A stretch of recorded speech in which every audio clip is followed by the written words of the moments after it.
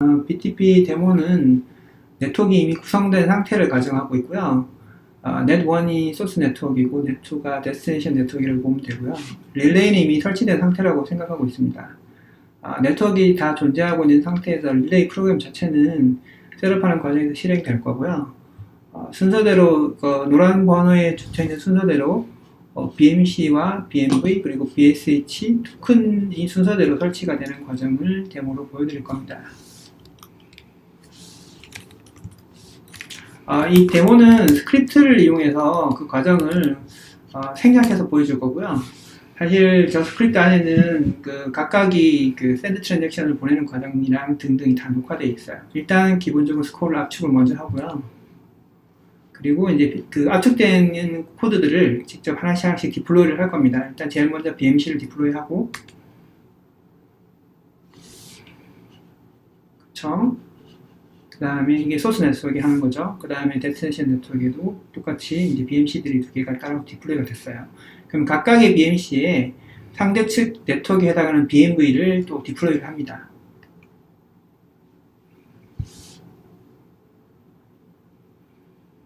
자, 이렇게 되면 각각의 BMC와 BMV가 등록만 될 뿐이지 사실상 연결되지는 않아요. 그죠? 네. 그 상태에서 이제 서로를 연결하는 과정을 거치는 겁니다. 그러니까 해당 BMV가 BMC에 등록하는 과정이고, 동시에 릴레이에 그 셋업을 밀어넣는 그런 설정을 하게 됩니다. 자, 이렇게 되면 이제 릴레이가 각각의 체인의 메시지를 모니터링해서 전달할 수 있는 상태까지 가요. 하지만 메시지를 보낼 수 있는 사람이 아무것도 없는 상태가 되고요. 이 상황에서 BSH가 사실상 메시지 송신자이자 수신자 역할을 하게 되는데, 그때 BSH를 설치를 일단 하고 등록을 하게 됩니다.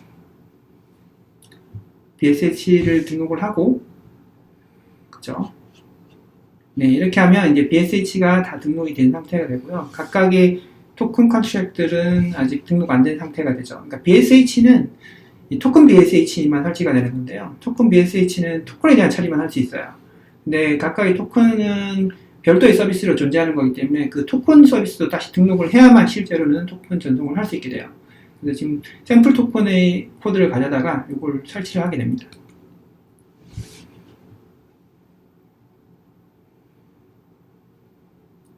그렇죠. 이게 이제 샘플 토큰을 디플로이를 한 다음에 그 토큰을 해당 토큰 BSH에 설치를 하는 거예요. 보시면 레지스터 IRC2 토큰을, 그러니까 BSH, 특정 BSH죠. A라는 소스 네트워크에 있는 걸 등록을 하는 거. 그 다음에 밑에 부분은 반대로 데스티네이션 네트워크에 프록시 토큰을 등록하는 거예요. 그러니까 위에 토큰이 오리지널 토큰이고 밑에 토큰은 프록시 토큰으로서 사실은 슈도 토큰 같은 거죠. 그러니까 사실 소유주는 아무런 토큰을 가지고 있지 않은 상태, 아무도 토큰을 안 가지고 있는 상태로 밑에 건 디플로이가 되는 거고요. 위에 이제 소스 네트워크에는 토큰의 오너한테 그대로 다 디플로이가 되는 겁니다. 그 상태에서 이제 다음은 시나리오는 이제 실제로 이제 소스 체인에서 원래 토큰에서 프록시 토큰으로 토큰이 전송되는 과정을 보여줄 건데요. 각각의 색깔은 어떻게 보면 한 스텝이라고 보시면 되고, 어떻게 보면 한 트랜잭션이라고 볼 수도 있어요. 트랜잭션 내에서 지금 그 숫자들은 각 트랜잭션 혹은 스텝에서 일어나는 콜플로 혹은 시퀀스 흐름이라고 보시면 됩니다. 제일 먼저 할 일은 토큰에서부터 토큰한테 일부 자기가 전송하고자 하는 토큰의 일정량을 BSH한테 넘겨주는 거고요. 그 다음에 BSH에게 이제 그 토큰을 다른 네트워크에 누군가한테 전송하게끔 하는 명령을 요청하는 게 노란색입니다.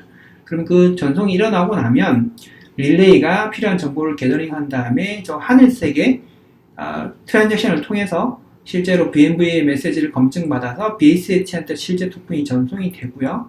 그 전송된 토큰의 결과를 6번, 마지막에 6번에 의해서 결국은 다시 릴레이가 전달받고, 그 릴레이가 저 갈색의 트랜잭션을 통해서 최종적으로 원래 원 소스인 토큰 BSH한테 결과를 알려줍니다. 잘 전송이 일어났다는 사실을.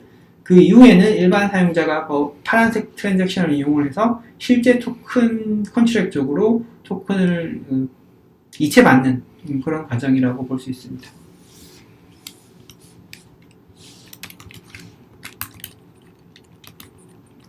이 과정을 이제 실제 커맨드 라인을 통해서 실행하면서 트랜잭션을 보내고 하는 방법을 할 텐데요.